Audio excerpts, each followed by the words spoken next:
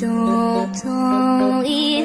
Il n'est pas fou, il y croit c'est tout, il la voit pas. Hello guys, নমস্কার, জয় শ্রীরাম সবাইকে, আপনার সাথে আছেন পিকওয়াজ Mondal. Welcome to new video.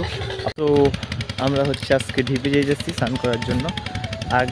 ফার্স্টে অনেক আগের ব্লগগুলো ছিল, দুইটা পার্ট ছিল, village blog part 1 and village blog part 2। Same আজকে হচ্ছে আমরা ঢিপে যেতেছি, কিন্তু এটা ওই ঢিপে না, আমাদের বাড়ির কাছে একটা ঢিপ আছে, ওই ঢিপটার মধ্যে। আর আমার পিছনে যা দেখতে পারতেছেন এটা হচ্ছে আমাদের জমি।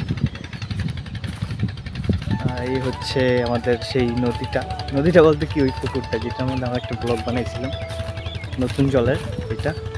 আমার সাথে আছে অপু। আর ওই যে হচ্ছে দ্বীপটা, এই দ্বীপটার মধ্যে হচ্ছে আগে আসি নেই, আপনার ভিডিও দেখেন নেই। যা দেখতে পারতেছেন এগুলো সব হচ্ছে আলু জমি। তো অবশেষে হচ্ছে আমরা দ্বীপটার কাছাকাছি চলে আসি একদম। আর এই দ্বীপটা হচ্ছে ওই আগের দ্বীপটার থেকে সম্পূর্ণ আলাদা।